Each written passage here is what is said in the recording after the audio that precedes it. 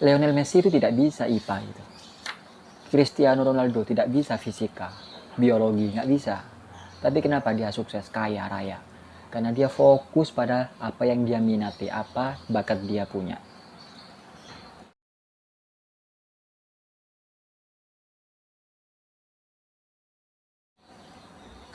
Ada orang tua punya anak lulusan kuliah, tapi nggak jadi apa-apa. Kuliahnya 4 tahun, berarti 16 tahun. Ia mengenyam pendidikan. SD 6 tahun, SMP 3, SMA 3, 12, kuliah 4 tahun, 16 tahun. Lulus kuliah tidak jadi apa-apa.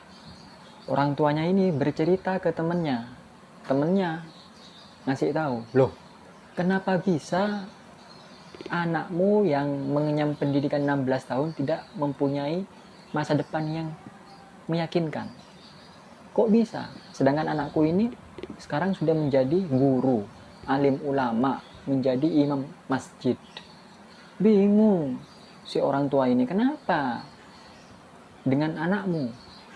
Dikasih tahu lah, ya ini anakku sekolah SD 6 tahun, SMP 3 tahun, SMA 3 tahun, kuliah 4 tahun. Waktu SD diajari apa aja? Diajari matematika, bahasa Indonesia, bahasa Inggris, IPA, IPS. SMP sama. SMA lebih lagi, lebih ruwet. Kuliah baru penjurusan. Maka ditegurlah ke orang tua yang anaknya ini nggak punya pekerjaan, yang nggak mapan. Itulah pola pendidikan yang tidak benar. Jika 16 tahun itu kamu gunakan untuk mendidik anakmu fokus pada satu tujuan, maka nanti anakmu akan menjadi orang yang sukses. Inilah kesalahan pendidikan kita. 6 tahun anak kita disuruh belajar semua hal. Padahal bisa jadi ia hanya berbakat pada satu bidang saja. Tapi dipaksa harus bisa bahasa Inggris, harus bisa matematika, harus bisa IPA, IPS. SMP ada les khusus, dipaksa anak kita. Padahal anak kita itu tidak minat di sana. SMA sama. Kuliah baru jurusan. Itu pun terkadang tidak sesuai dengan bakat dan minatnya. Tapi ketika sejak kecil kita sudah difokuskan pada satu tujuan, ayo anakku ini 10 tahun fokus di Al-Quran dan hadis. Sekarang menjadi imam masjid, hafal Quran. Seandainya 16 tahun itu anakmu fokus pada Al-Quran dan hadis, insya Allah itu lebih soleh ditimbang anakku. Kaget orang tua ini, ya Allah. Ternyata pola pendidikan ini juga berpengaruh. Apalagi dibuat malas-malasan. Apa sebab anak-anak kita ini, generasi kita ini menjadi anak yang masa depannya tidak jelas? Karena kita dituntut belajar semua hal, sehingga rasa malas itu muncul. Malas itu terjadi karena kita mengerjakan sesuatu yang tidak kita sukai. Benar ya? Ketika ada suatu hal yang tidak kita sukai tapi dipaksa untuk melakukan, kadang malas itu muncul, dominan, besar. Ini yang menjadi PR besar bagi kita selaku pegiat dakwah, pegiat pendidikan, pegiat ilmu. Ayo kita perbaiki pola pendidikan kita ini, sistem pendidikan. Jangan tuntut siswa-siswa ini harus bisa semuanya. Sedangkan guru juga dipisah-pisah. Ada matematika, ada gurunya. Bahasa Inggris, ada gurunya sendiri. Bahasa Inggris, guru bahasa Inggris nggak bisa dia IPA. Tapi menuntut siswanya harus bisa bahasa Inggris, harus bisa IPA. Ini salah. Seandainya kita punya anak, lalu kita didik anak itu fokus pada satu bidang yang ia minati, sukses dia. Lionel Messi itu tidak bisa IPA itu. Cristiano Ronaldo tidak bisa fisika, biologi, nggak bisa. Tapi kenapa dia sukses, kaya raya? Karena dia fokus pada apa yang dia minati, apa bakat dia punya.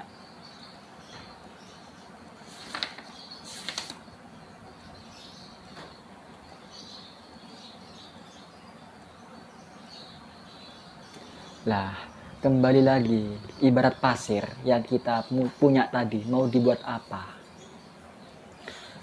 Lah sekarang, kita ini seriuskan, fokuskan pasir itu adalah sesuatu yang diberikan Allah kepada kita.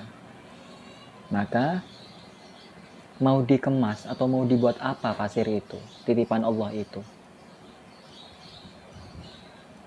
Penulis membagi menjadi 4 prioritas.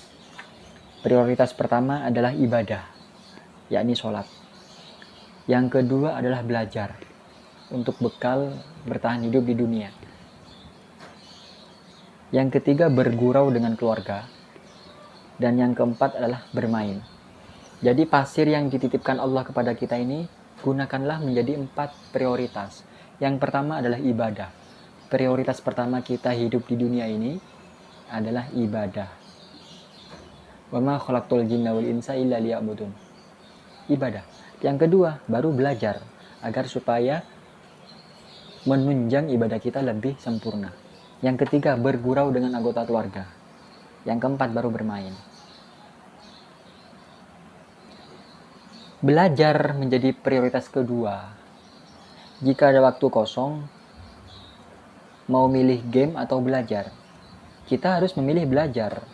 Karena kita sepakat game itu prioritas yang keempat, yang terakhir.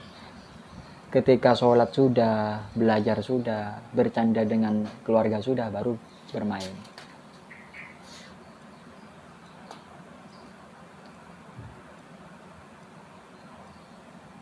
Kadang kita terlalu penat.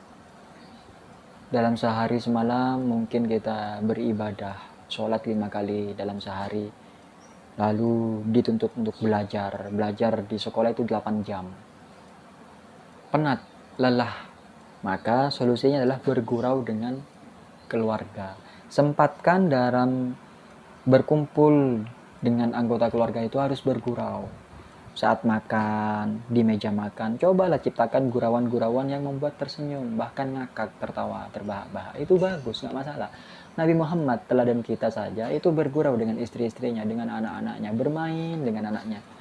Kadang main kuda-kudaan dengan cucunya, Hasan Hussein. Nabi itu saking asiknya bermain sampai terdengar keluar. Sahabat melihat, takjub. Melihat, wahai Hasan Hussein, ketahuilah engkau sedang menunggangi tunggangan sebaik-baiknya makhluk di dunia ini. Nabi tersenyum. Ketahuilah sahabat, yang menunggangiku juga adalah sebaik-baik orang yang menunggang. Jadi Nabi Muhammad itu bermain kuda-kudaan dengan Hasan Hussein. Nabi Muhammad jongkok itu ya, tengkurap, Hasan Hussein naik, Nabi jalan, kuda-kudaan, bermain, bergurau, itu penting, itu sunnah. Jadi bergurau dengan anggota keluarga itu ibarat handuk yang basah, yang mengelapi sekujur tubuh kita yang sedang berlumuran lumpur.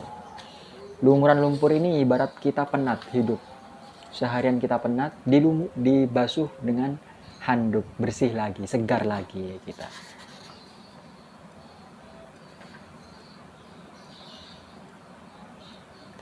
Lalu yang keempat adalah dengan game. Bercanda dengan keluarga sudah, belajar sudah, sholat sudah, ya kita hilangkan rasa bosan dengan game. Kita kan tujuannya menghilangkan bosan, menghilangkan jenuh. Sarannya penulis ya coba dengan ngegame aja, bermain. Syukur-syukur bermain dengan keluarga yang lain. Ada sebagian orang besar, orang banyak itu menghilangkan rasa bosan dengan pergi ke mall. Nah, sedangkan duitnya pas-pasan. Tujuannya menghilangkan bosan pergi ke mall ingin tidak bosan, tidak stres, malah pergi ke mall menjadi stres. Karena apa? Duitnya pas-pasan. Pergi ke mall melihat banyak hal yang dilihat ingin. Karena ingin, duitnya pas-pasan menjadi stres. Lebih stres lagi ketika kita sudah beli sesuatu yang kita beli ini sedikit, melihat tetangga belinya banyak, tambah stres jiwa kita. Maka penulis menyarankan kalau mau menghilangkan stres, menghilangkan rasa bosan, jangan pergi ke mall, bermain saja. Kalau pergi ke mall itu malah tambah stres. Ini ya. Mudah-mudahan bermanfaat. Mohon maaf apabila ada kesalahan. Nanti kita akan lanjut ke bab 7. yakni tidak perlu melakukan perbuatan yang tidak perlu. Tidak perlu melakukan perbuatan yang tidak perlu. Bab 7 nanti. Insya Allah mudah-mudahan kita panjang umur. Saya panjang umur sehingga saya bisa berbicara. Nah, teman-teman yang mulia panjang umur sehingga bisa mendengar dan melihat. Terima kasih. Assalamualaikum warahmatullahi wabarakatuh.